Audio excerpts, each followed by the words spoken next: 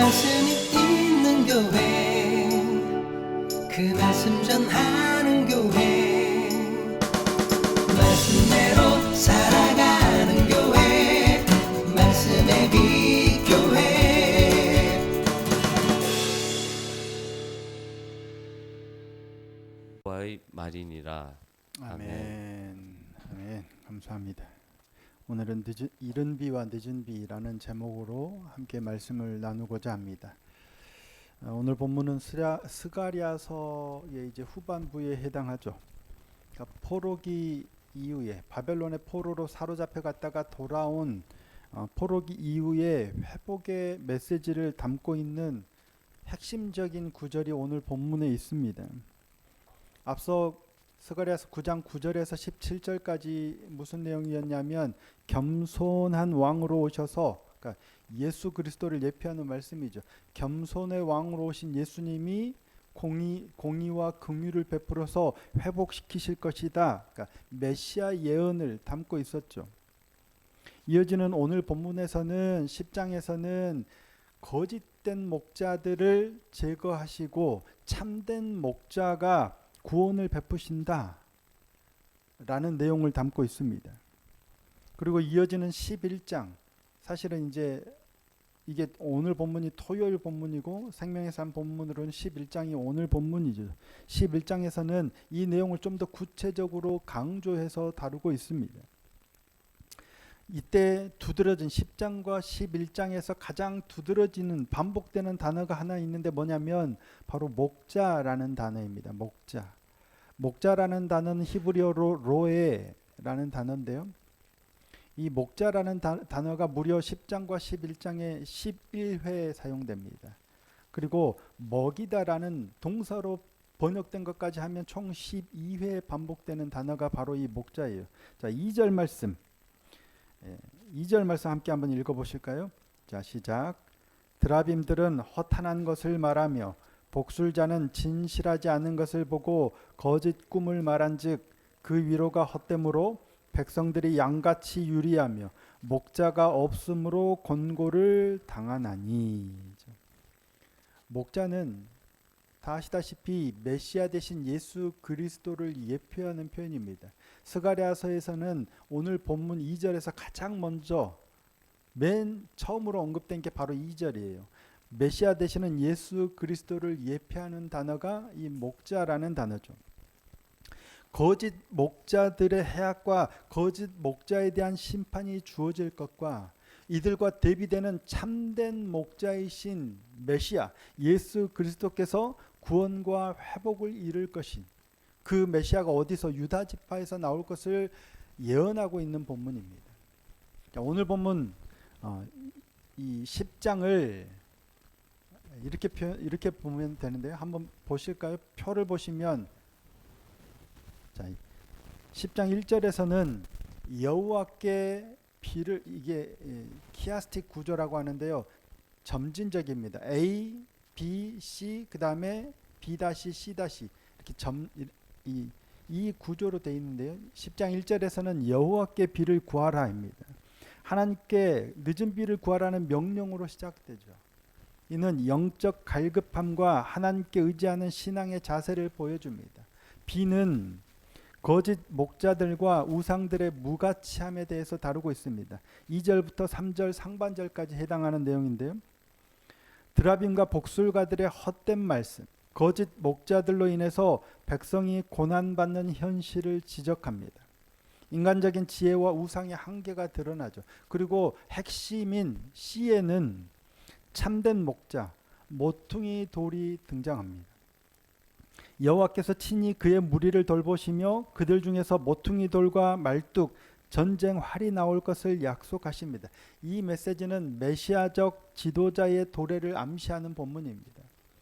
그 다음에 B-는 여호와의 군대가 되어 승리한다라는 내용입니다. 하나님과 함께하는 백성들이 용사같이 되어서 원수를 이기고 에브라임이 용사같이 기뻐하여 힘을 얻게 된다라는 내용이죠. 이게 10장 5절부터 7절까지입니다. 그리고 마지막 A-는 온 땅에서 모여 돌아오게 하신다라는 겁니다. 하나님께서 그들을 부르시고 모으시며 흩어진 백성들을 애굽과 아수르에서 돌아오게 하십니다.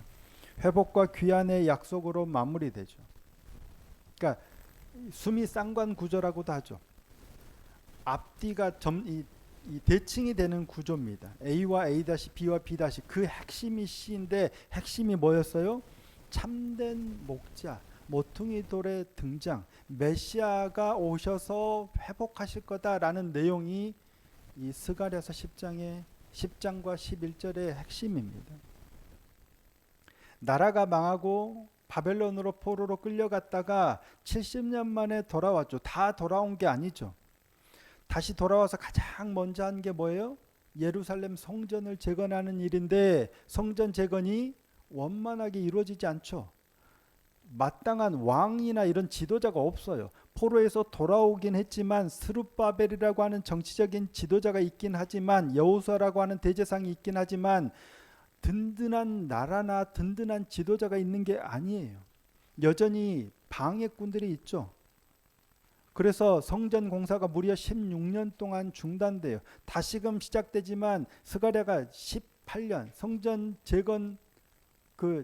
재건이 중단된 후로 18년 만에 다시 쓰여진 책이거든요. 여전히 어려운 중에 있어요. 이런 어려운 중에 있는 이스라엘 백성들에게 주어진 예언의 말씀이 바로 이 스가랴서예요. 학개는 성전 재건을 다시 해야 돼. 멈춰서는 안 돼라고 강력하게 선포했던 선지자가 학개인데 그 말씀과 동시에 스가랴는 우리가 이러면 안 되잖아 라고 하나님의 환상을 받고 하나님의 말씀을 받아서 이스라엘 백성들을 학개와 더불어서 독려하는 선지자가 바로 이 스가랴 선지자였거든요. 성전을 다시 재건해야 된다. 그런데 그 성전을 누가 완성하실 거라는 거예요? 네, 하나님께서 하시겠다는 거예요. 그 예수 그리스도는 무너졌던 그 성을 다시금 완벽하게 이루실 거야. 이게 메시아 예표잖아요.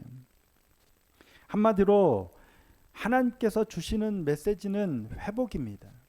그 일을 누가 하신다고요? 하나님께서. 내가 그 일을 이룰 것이다 라는 메시지가 스가랴서의 핵심이에요.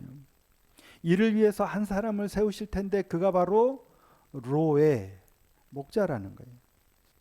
이 목자가 메시아 대신 그리스도 대신 예수님이세요. 그러니까 메시아라는 말은 히브리어로 메시아가 기름 부음 받은 자예요. 그걸 헬라어로 크리스토스라고 해요. 그래서 그리스도라고 합니다. 기름 부음 받은 자. 하나님이 친히 회복하실 건데 이를 위해서 보내신 한 사람이 바로 메시아예요. 그리스도예요. 이 말씀들은 예수님으로 인해서 완전하게 성취가 됩니다. 성경의 모든 말씀들이 다 예수님을 향하고 있죠. 구약의 말씀들이든 신약의 말씀들이든 모든 말씀들은 예수 그리스도를 향하고 있어요. 그 중에서도 특별히 스가랴에는 예수님을 향한 직접적으로 예언되는 말씀들이 꽤 많아요. 이걸 PPT를 안 만들었네요. 네. 스가랴서에 나타난 메시아에 대한 예언은 더 많이 있지만 몇 가지만 언급하면 내가 한 종 싹을 나게 하리라. 보라 내 왕이 내게 임하시나니 그는 겸손하여 나귀를 타고 오시나니. 누가 나귀를 타고 오세요? 예수님이 어린 나귀를 타고 예루살렘에 입성하시잖아요. 은 30개 11장 12절 13절에 나오는 거죠. 은 30개 그리고 이걸 토기장에 던지리라. 가룟 유다가 은 30을 받고 예수님은 팔고 그 돈을 다시 던져서 토기장에 밭을 사잖아요. 그들이 그 찌른 바 그를 바라보고 애통하리라. 스가랴 12장 10절 말씀입니다. 13장 7절에 목자를 치라 그러면 양이 흩어지리라. 예수님을 치니까 제자들이 흩어지잖아요. 14장 4절 그날에 그의 발이 감람산에 서실 것이라. 이 예수님이 행하신 행적을 있는 그대로 직접적으로 가장 많이 예표한 선지자가 바로 이 스가랴입니다. 오늘 본문에서도 명확하게 드러나죠. 모퉁이돌, 말뚝, 싸우는 활. 자, 4절 다시 한번 읽어 보실까요? 자, 4절입니다. 읽겠습니다. 시작. 모퉁이 돌이 그에게서, 말뚝이 그에게서, 싸우는 활이 그에게서, 권세 잡은 자가 다 일제히 그에게서 나와서. 메시아를 가리키는 표현들입니다. 모퉁이 돌, 말뚝, 싸우는 활, 권세 잡은 자. 하나님께서 그리스도 메시아 대신 그리스도를 통해서 회복시키실 것을 말씀하는 거예요. 복음이죠. 우리가 할 게 아니라 하나님이 이루시는데 누구를 통해서? 그리스도를 통해서 하시겠다는 거예요. 그리고 예수님이 2000년 전에 이 일을 이루셨어요. 우리는 하나님께서 행하신 그 놀라운 구원을 믿고 누리면 돼요. 그런데 여기 상당히 좀 독특한 표현이 하나 있습니다. 우리가 쉽게 흘려보내지만 절대 놓치지 말아야 하는 한 구절이 있는데 그게 바로 오늘 본문 1절입니다. 자, 1절 말씀 함께 한번 읽어보시겠습니다. 시작.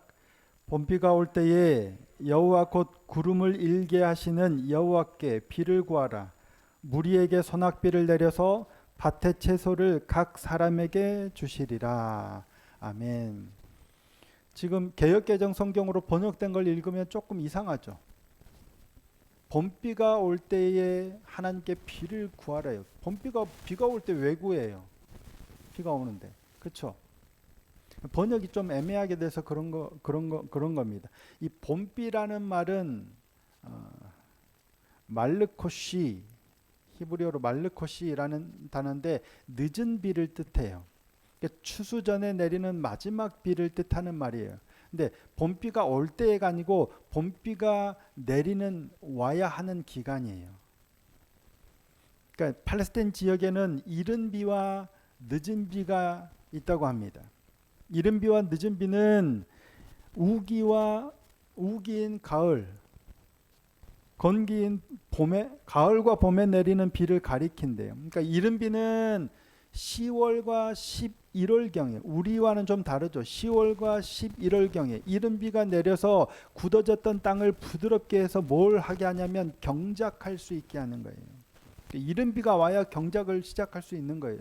딱딱하게 굳었던 저 중동 땅에 비가 내려서 땅이 좀 부들부들해지면 땅을 파고 씨를 심고 이 농사가 시작되는 거예요. 늦은 비는 뭐라 그랬어요? 봄비. 3, 4월경에 내리는 봄비가 늦은 비인데 추수 전에 마지막으로 내리는 비예요. 수확하기 전에 우리는 좀 의아하긴 한데 중동 지역에서는 이 비가 오면 농사 다 지어놓고 비가 안 오면 수확을 못 한대요. 그러니까 한 해 농사를 망쳐버리는 거예요. 이른 비가 안 오면 농사 시작을 못하고 늦은 비가 안 오면 추수를 못하는 거예요. 그러니까 이른 비와 늦은 비는 농사에 있어서 결정적인 굉장히 중요한 비예요. 그런데 이 비가 때가 되면 자연적으로 내리는 게 아니라는 말씀이에요. 봄비가, 늦은 비가 내릴 때가 되면 당연히 내리는 기간이면 내려야 되는데 때가 됐는데 자연이 잘 안 와요. 당연히 내려야 될 때인데 내리는 게 정상인데 와요, 안 와요? 오면 얼마나 좋겠습니까마는 안 오는 일들이 많아요. 올 우리나라도 강릉이 2025년을 살아가는 이 현대 부유한 이 땅에도 비가 좀 안 오니까 단수까지 가잖아요. 도심에서 아파트들이 다 단수하고 절수하고 하물며 당시에는 어떻겠습니까? 비가 안 오면 망하는 거예요.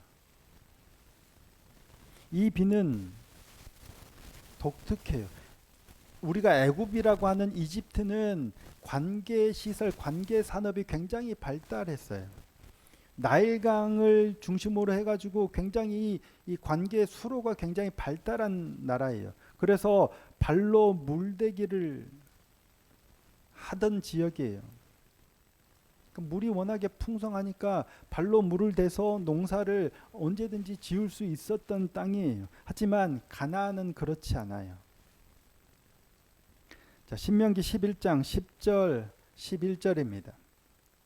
내가 들어가 차지하려 하는 땅은 내가 나온 애굽 땅과 같지 아니하니 거기에서는 애굽에서는 너희가 파종한 후에 발로 물대기를 채소밭에 댐과 같이 하였거니와 너희가 건너가서 차지할 땅은 산과 골짜기가 있어서 하늘에서 내리는 비를 흡수하는 땅이요. 어느 땅이 더 좋아요?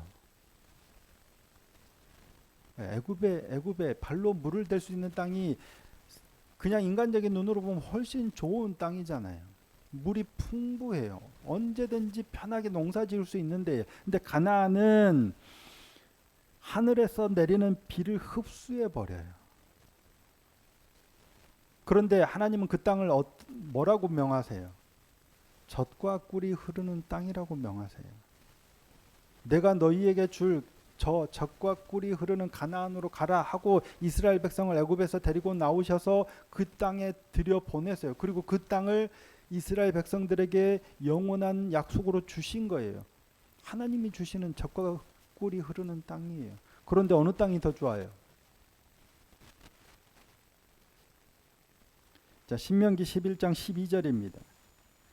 내 하나님 여호와께서 돌보아 주시는 땅이라. 연초부터 연말까지 내 하나님 여호와의 눈이 항상 그 위에 있느니라.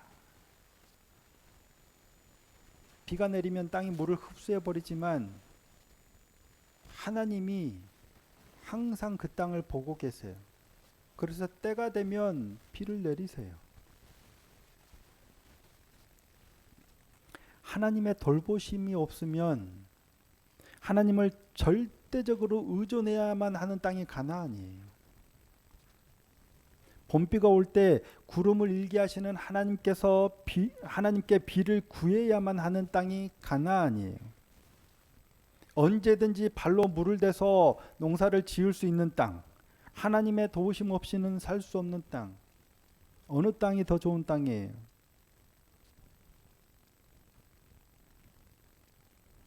사람들은 어려움 없이 부족함 없이 조금 어려움이 생겨도 문제가 생겨도 굳이 하나님이 도와주지 않으셔도 내가 가진 능력으로 내게 주신 능력으로 쉽게 해결할 수 있는 문제들만 만나는 인생이 좋다라고 생각하죠. 안 그래요?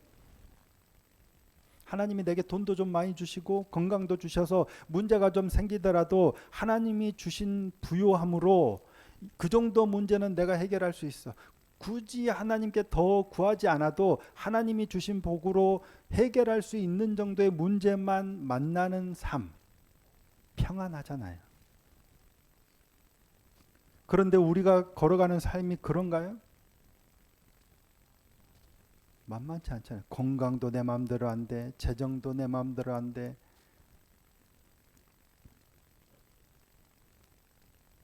어떤 삶이 더 좋아 보여요? 하나님이 도와주셔야만 회복이 가능한 삶. 굳이 하나님을 찾지 않아도 평안하게 잘 걸어갈 수 있는 삶.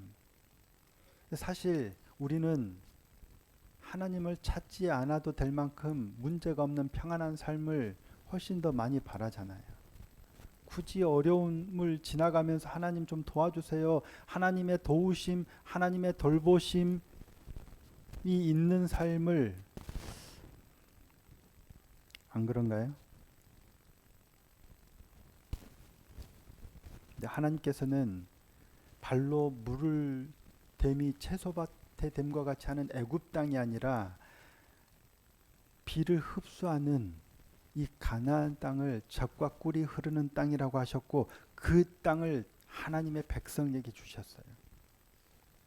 하나님께서 돌보아 주시는 땅, 하나님의 눈이 항상 머물러 있는 땅. 때가 되면 자연히 비가 그냥 알아서 내리고 때가 되면 또 수확하게 되고 이 땅이 아니라 때를 따라서 하나님께 구해야만 하는 땅. 우리가 선 땅이 바로 그런 땅이에요. 하나님께서 우리에게 주신 땅이 바로 그런 땅이에요. 우리는 늘 인간적으로 본능적으로 굳이 안 구해도 여유로운 이런 땅을 원하지만 사실 하나님께서 우리에게 주신 땅은 그래서 우리가 선 땅은 비가 내려야 할 때 하나님께 구해야만 하는 땅에 살고 있는 거예요.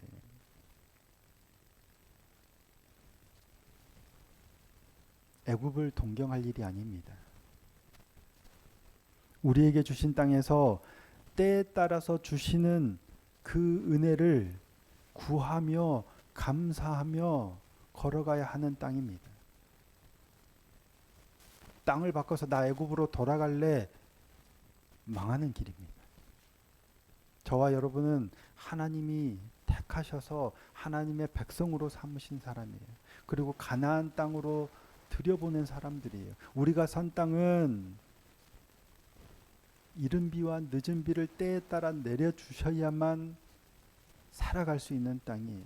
세상이 보기에는 어떻게 그렇게 피곤하게 사냐, 왜 그렇게 어렵게 사냐 할지 모르지만 이 땅이 하나님이 주시고 복 주신 땅이에요. 봄비가 올 때에, 봄비가 와야 하는 때에 여호와께 구름을 일으키는, 그래서 비를 주시는 여호와께 비를 구해야 하는 삶이 저와 여러분의 삶입니다. 세상의 가치로 나가면 피곤할 수도 있는 삶이지만 우리는 이게 좁은 길이지만 이게 승리하는 길인 줄 믿습니다. 평안함을 따라서 부유함을 따라갈 것이 아니라 말씀을 따라서 하나님을 따라가는 인생이 되기를 소원하고 축복합니다. 세상 사람들이 보기에 승리하고 성공하는 삶이 아니라 하나님이 보시기에 복된 삶, 하나님 주신 가나안 땅에서 그렇게 하나님을 구하고 하나님을 누리는 복된 믿음의 사람들이 되었으면 좋겠습니다. 힘들더라도 눈을 들어서 하나님을 바라보고 서로가 위에서 함께 기도하고 그렇게 가나안 땅에서 하나님의 도우심을 구하며 함께 복되게 걸어가는